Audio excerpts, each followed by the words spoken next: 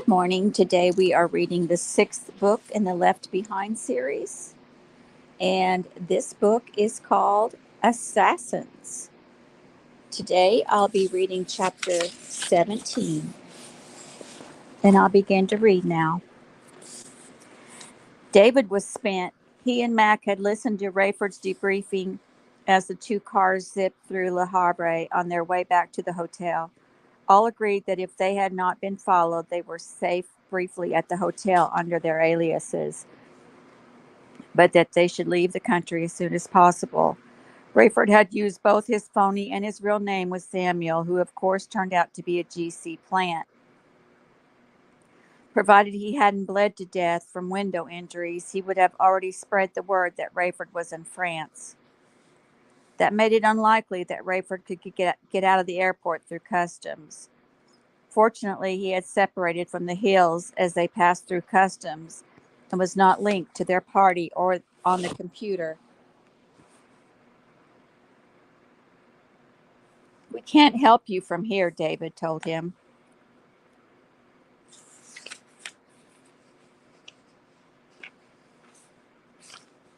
"I'll stay in touch," Rayford said, "but I'm not going straight home." Buck left Israel without visiting the Wailing Wall. Neither had he reported to Tyson the details of his encounter with Chaim Rosenzweig. He wanted to do that in person, knowing Tyson would be as heavy-hearted as he was. How they had grown to love Chaim.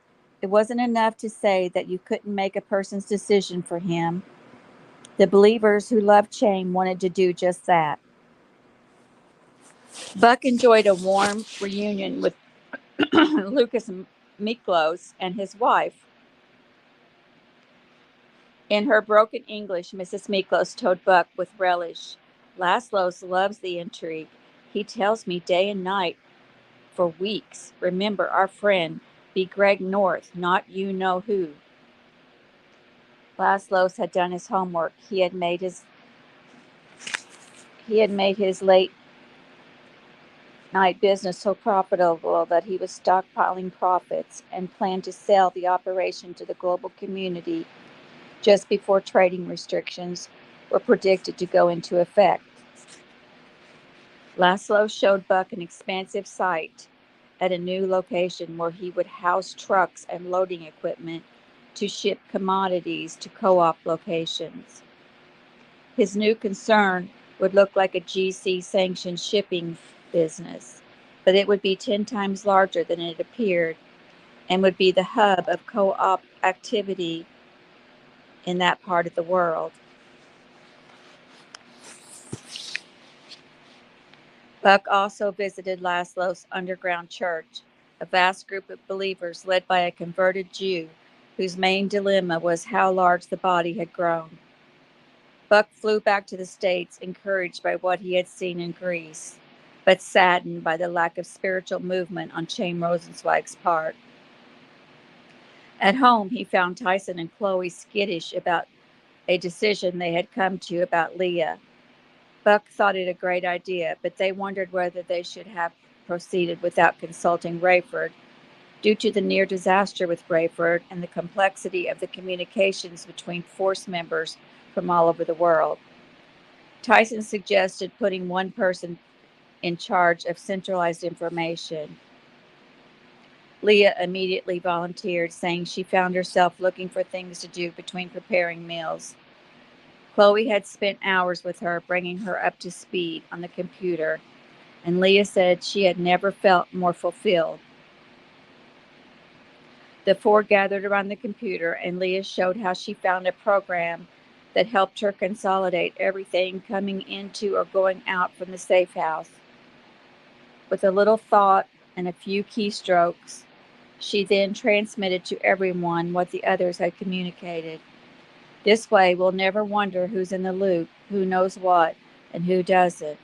If Mac or David writes up an incident that everyone should know about, I see that everyone gets it. As they hurtled toward the midpoint of the tribulation, Buck sensed they were as prepared as they could be. Rayford had to give Dwayne his due. He may have been a loudmouth, but he had come up with the best plan for spiriting Rayford out of Le Havre. We didn't get to use my ideas for ditching Hattie's boyfriend, he said, so this is only fair.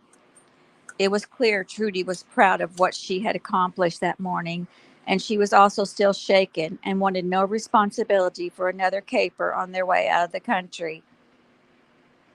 She and her husband preceded Rayford to the airport by 15 minutes to drop off their rental and get the plane ready for takeoff. Rayford would follow and drop off his car, then casually move to the back side of the lot where a fence separated the cars from the terminal. Dwayne had noticed that the area behind the fence led around the end of the terminal building and directly out to the runway. You can either hop that fence and run to the plane once you've heard it screaming and know we're ready to go, or I can bring the plane close to that fence and make it easier for you. Pros and cons, Rayford said. It could be a long run to the plane, and you've been gimpy on that knee. On the other hand, if I bring the Super J to the fence, they'll draw a lot of eyes and maybe even some freaked out officials trying to keep me out of that area. They finally decided that Dwayne would get the plane into takeoff position and then ask permission to taxi out of the sun near the terminal to check out something underneath. That would put him closer to where Rayford could vault the fence. I'll tell him I heard a squeak in the wheel bearing and see if I can't get him to poke around under there with me while you're slipping aboard. All went well until Rayford pulled into the rental lot. The Super J was on the runway, engines whining. The rental attendant asked him something in French, then translated it into English. Are you keeping it on the charge card? Rayford nodded as the young man printed the receipt and kept looking from the handheld machine to Rayford's eyes. Excuse me, he said, turning his back to Rayford and talking into his walkie-talkie. Rayford didn't understand much of the French, but he was certain the man was asking a coworker something about Guy Thomas. The receipt was printing as the man spoke, but when he tore it off, he didn't hand it to Rayford. No, did he go through, he said. What do you mean, Rayford said. It's right there. Please to wait, I'll try again. I'm late, Rayford said, backing away and aware of the movement near the terminal. Send me a bill. No, must you wait? Need new card. Bill me, Rayford said, looking over his shoulder to see the Super J slowly taxiing his direction. 3 men ran from the terminal toward the rental lot. Rayford sprinted toward the fence, and the agent yelled for help. Rayford guessed the fence was 4.5 feet high, and the Super J more than 100 yards away, moving slowly. If Dwayne had succeeded, an inspector would likely walk out to meet the plane. The men racing into the lot were 100 feet behind Rayford. They all looked young and athletic. Rayford tried to scissor kick his way over the fence, but caught his lead heel on the top. That caused him to slow enough that gravity brought his seat down on the middle of the fence, and his momentum took him over. He grabbed the top to keep from slamming on the ground, but until he extricated his heel, he hung upside down for a few seconds. He wiggled free and landed hard on his shoulder, jumped up, and lit out for the plane. A look back revealed his pursuers clearing the fence with ease. If Dwayne didn't increase his speed, Rayford would never outrun them. Rayford heard the acceleration of RPMs and saw a man with a clipboard waving at Dwayne to slow. Fortunately, he didn't comply, and Trudy lowered the steps as Rayford headed for the door. The men behind yelled at him to halt, and as Trudy leaned out, reaching, he heard their footsteps. Just as he left the ground to leap for the steps, the fastest of the men dove and slapped Rayford's trailing foot. He was thrown off balance and nearly flipped off the side of the stairs, but Trudy proved stronger than she looked. Rayford grabbed her wrist and was afraid he would pull her out the door with him. But as his weight dragged her to the floor, he turned lengthwise, her shoulders on one side of the opening and her knees on the other. He vaulted over her. Dwayne throttled up, and Rayford helped Trudy shut the door. That's twice today you've saved my bacon, Rayford said. She smiled, shaking as she collapsed into a seat. It's the last time, too. I just retired. Dwayne whooped and hollered like a rodeo cowboy as the Super J shot into the sky. She's something, ain't she? Woo, boy. Quite a machine, Rayford said. dreading what he was going to feel like the next morning. Dwayne gave him a puzzled look. I wasn't talking about the Super J, partner. I was talking about that little woman.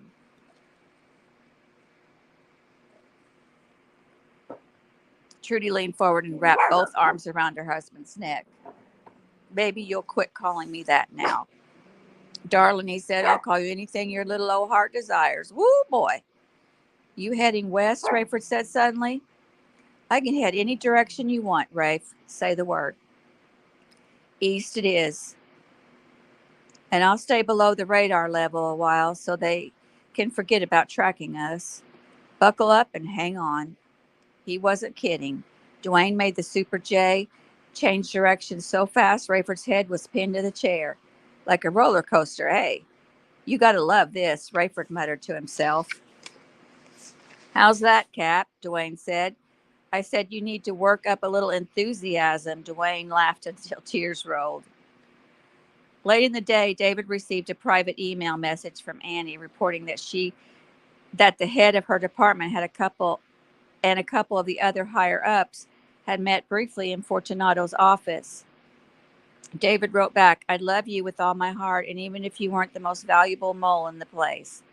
While he skipped around his hard drive trying to retrieve the audio of the meeting in question, his status bar told him he had another message. Again, it was from Annie. I never dreamed of so lofty a compliment from the love of my life. Thank you from the bottom of my moly little heart. Love and kisses, AC. When David found the recording, he recognized the voice of his peer, the head of Annie's department. He rambled through the obligatory kissing up, then turned the floor over to his intelligence analysis chief, Jim Hickman. Was brilliant but self-possessed and clearly enjoyed the sound of his own voice.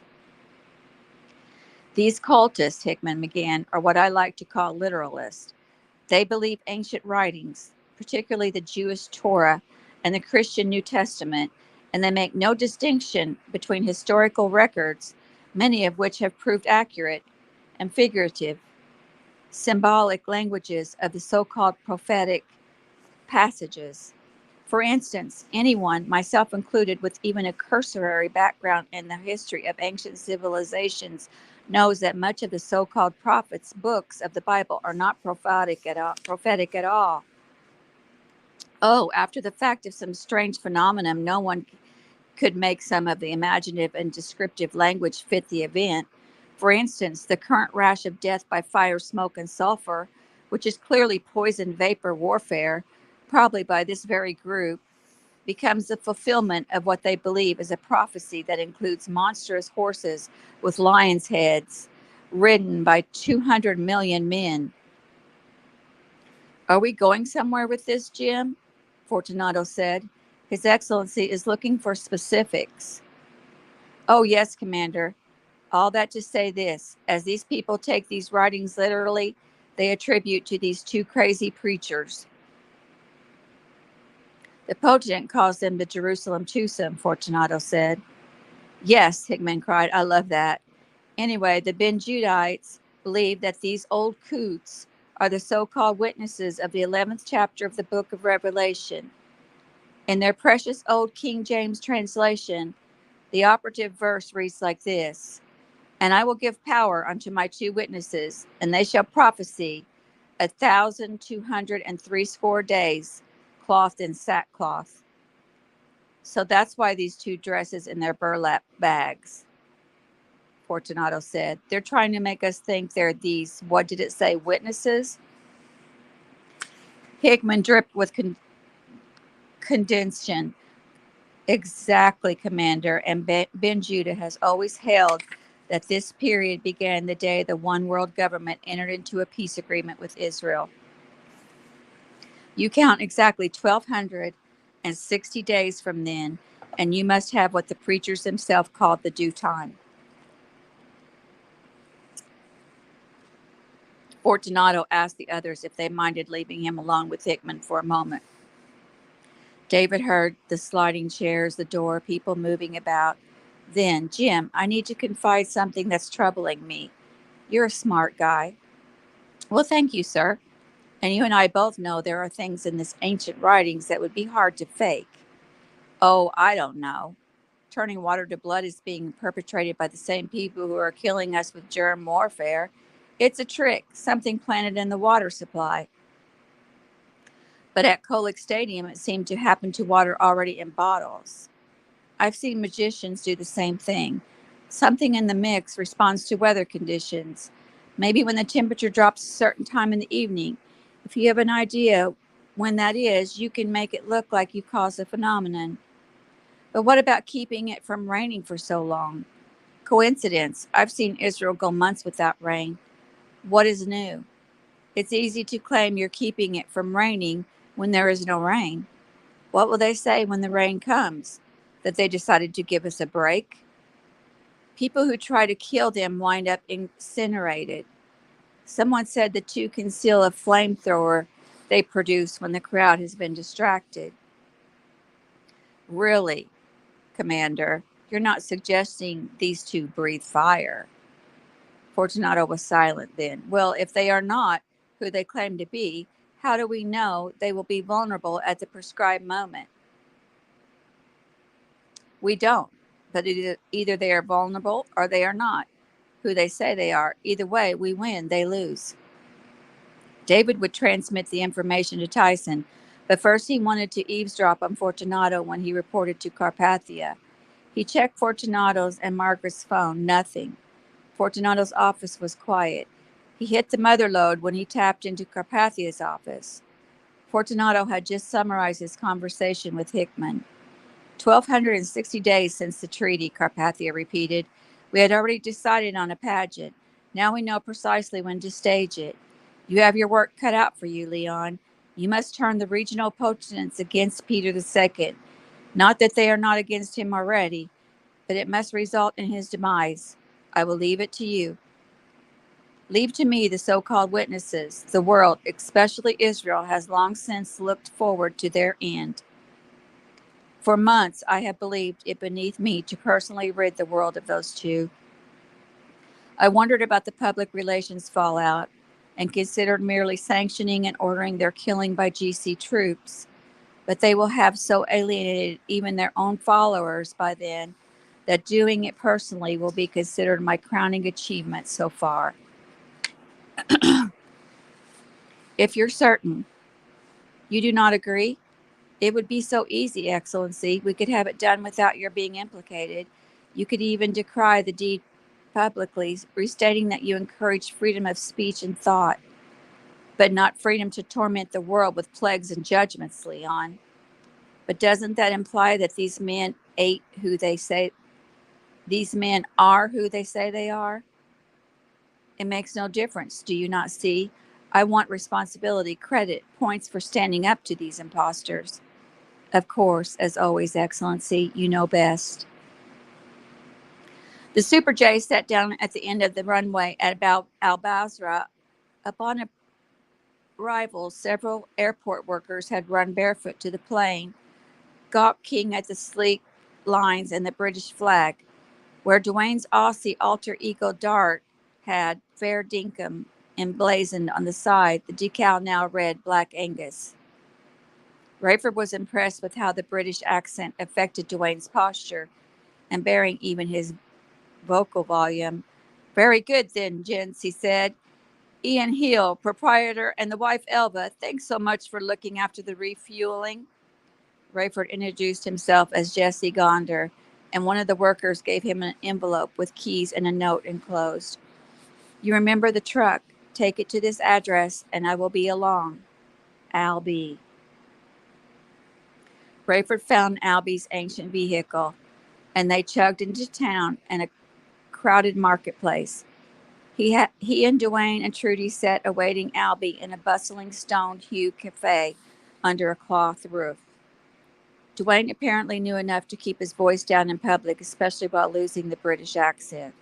The three sipped warm cans of soda as they, at least Rayford and Dwayne, spoke guardedly about the tribulation force. Trudy seemed to nap between sips. I'm sorry, she slurred. Too much excitement for one day. She's a trooper, Dwayne whispered. eyeing patrons at other tables who likely couldn't understand anyway. But I don't guess she's been this scared in her life. Trudy shook her head, then nodded, and her head bobbled again.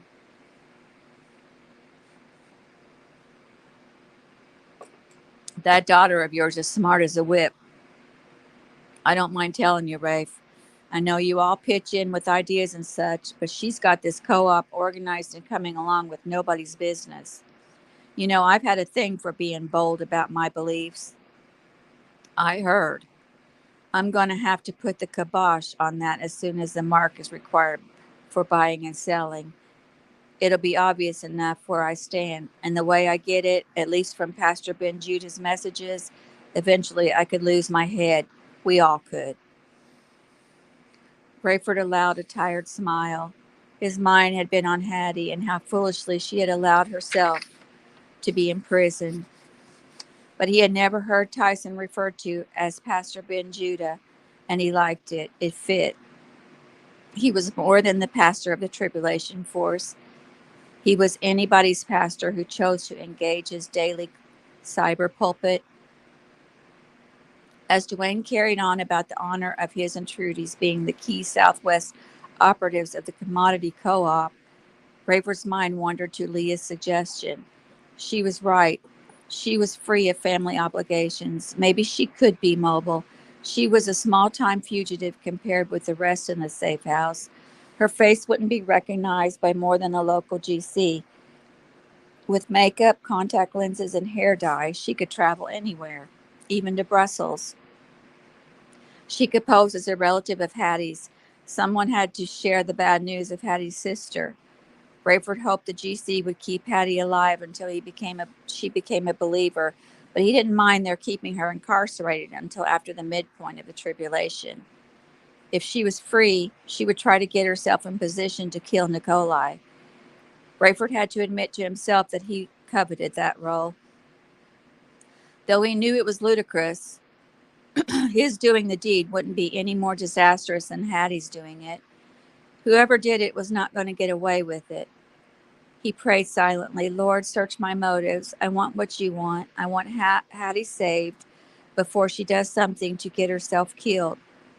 I'd like to meet that Greek you told me about, Dwayne was saying, harvesting the ocean out of the Bering Strait, shipping grain from the Southwest, and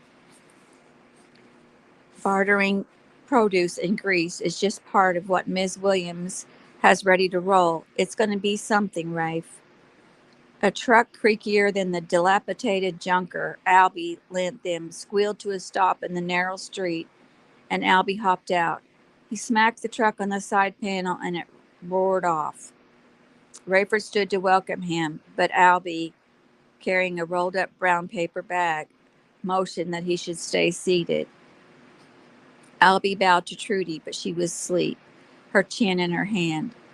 One of my many reports, strangers about, he whispered as he pulled up a chair. Oh, you can trust us, Mr. Albie, Dwayne said. I trust by referral, sir, Albie said. You're with him. Him I trust. You I trust.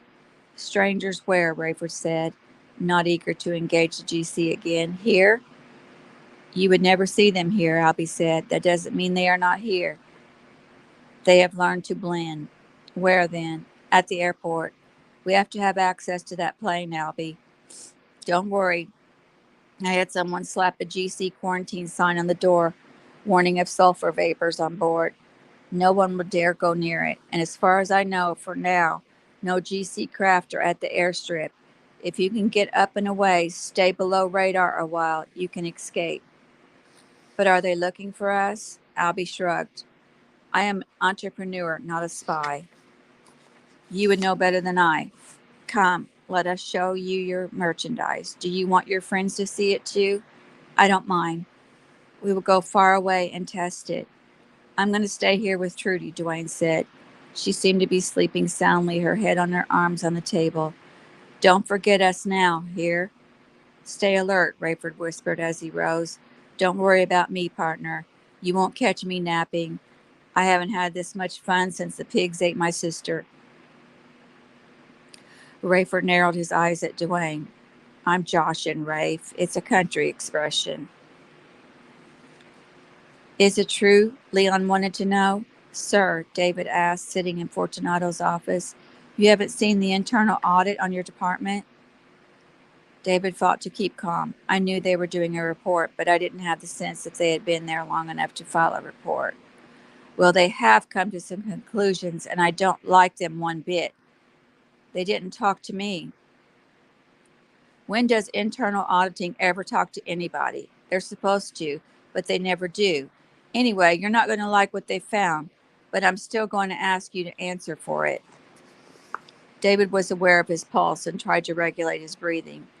I'd be happy to study their findings and respond as thoroughly as I can.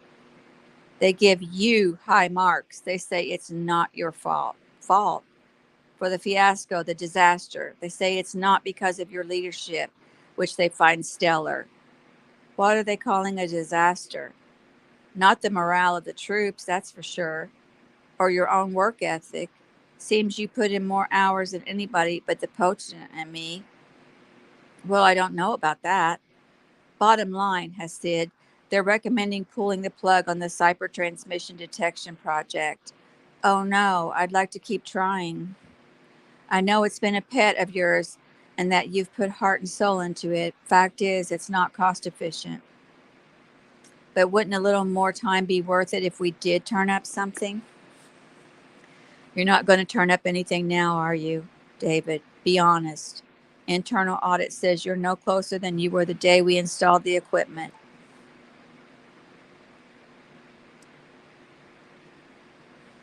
And with the thousands of man hours and the budget thrown at it, it doesn't make sense anymore. David worked up his most disappointed expression. So I ask you again, Leon said, is it true? Is it more trouble than it's worth? Should we pull the plug? What will the post-it say? That's my worry. I'm going to take the track that we don't need to know the source location that badly, and that the Judites are making fools of us this way. He'll agree. What about you? Who am I to disagree with the Potent and the Supreme Commander? Attaboy. Not to mention internal audit. There you go. Now I have an idea for the use of the 3 of those man hours and computers. Good. I'd hate to see them go to waste. Now that the cockpit crew is back to work and the Phoenix 216 is appropriately outfitted, His Excellency has assigned me a rather ambitious 10-region tour over the next few weeks. In preparation for a gala celebration of reaching the halfway point of the global community's 7-year protection agreement with Israel, he would like me to meet personally with each of the regional potentates, including the new African leader. I would like your staff, the ones who will be freed up by the dissolution of the other project. Excuse me, Commander, but I have a dumb question. The only dumb question is the one that isn't asked. Never heard that one before, David thought. Well, again, it's outside my area. Fire away. Wouldn't it be more cost efficient to just have the 10 potents come here or meet somewhere else with you? Good thinking, but there are reasons for doing it this way. Leon had shifted into his patronizing teaching mode. He steepled his fingers and studied them. His Excellency, Nikolai Carpathia is, along with his many other stellar leadership qualities, a diplomat non-pareil. He leads by example. He leads by serving. He leads by listening. He leads by delegating. Thus my trip. The potent knows that each of his 10 subpotents, as it were, need to keep a sense of his own presence. To keep them loyal, energized, and inspired, he prefers to defer to their own orbits of authority and autonomy. But sending me as his emissary to, how shall we put it, their turf, he is honoring them. This gives them the opportunity to roll out the red carpet, to have their subjects see that they are being honored by a visit from the palace. In each international capital, I will publicly, officially invite the regional potentate to the global gala in September. His subjects will be invited as well and urged to combine their trip to Jerusalem with an additional pilgrimage to New Babylon. Interesting, David said. I thought you'd think so. And this is where you and your people and all those freed up computers come in. His Excellency has always been a matchless role model to me as a public speaker. You're well aware of this proficiency in many languages. I can't hope to match that, though I would like to understand a phrase or two in each major language group I will be addressing. The potent also, I don't know whether you've noticed, never, and I mean absolutely never, uses a contraction, not even in informal conversation. I've had so little personal contact with him. Naturally, but let me tell you, his most enormous oratorical gift that this is, besides his unequaled ability to memorize pages of material and make even a lengthy speech appear extraporous. It is this potent Carpathian knows the history, even the nuances of his audience as well as they know it themselves. Have you ever seen the tapes of his first address to the United Nations 3 years ago? I'm sure everyone has by now. That speech alone, David, virtually sealed his appointment as Secretary General and eventually leader of the New World Order. He took that podium as merely as guest speaker, president of a smallish country in the Eastern Europe bloc. The position he ascended to was not even vacant when first he opened his mouth, yet with brilliance, charm, wit, mastery of his subject, the use of every language of the UN, and an astounding recitation of the history of the great institution, he had the entire world eating out of his hand. I grant that had we not just suffered the global vanishings that plunged us all into a grieving, terror-filled morass, perhaps the size of the audience would not have been appropriate for the greatness of the address. But it was as if God ordained it, and His Excellency was the perfect man for the moment. Fortunato's eyes had glazed over. "Ah, it was magical," he said. "I knew in my soul that if I ever had the privilege to contribute even a minuscule way to the ideas and objectives of that man, I would pledge my life to him. Have you ever felt that way about someone, David?" "I believe I can empathize with that devotion. Yes, sir." That seemed to snap Leon from his reverie. "Really?" he said. "May I ask whom?" "Whom you mean I idolize enough to pledge my life to? Yeah, my father, actually." "That's beautiful, David. He must be a wonderful man." "Oh, he is. He's like God to me." "Indeed. What does he do?" "He's creative, works with his hands, but his character, that's what inspires you. More than you'll ever know, more than I can say. That's very special. I'd love to meet him someday." "Oh, you will," David said. "I'm certain you'll meet one day face to face." "I'll look forward to that. But I've completely left my train of thought. Let me make my point and then I'll let you go. Forgive me, I enjoyed bringing along a young loyalist as promised. Think nothing of it. Anyway, I would like your people to use these computers to dig out important facts about each man I am visiting, his region, its history. By knowing as much as I can and being accurate about the details, I honor them. Can you provide me with that, David? Make me look good, which makes His Excellency look good, which is good for the global community. I'll take it as a personal challenge, sir. And that is the end of chapter 17. Next, we'll be reading chapter 18. I thank you for joining me and have a wonderful day.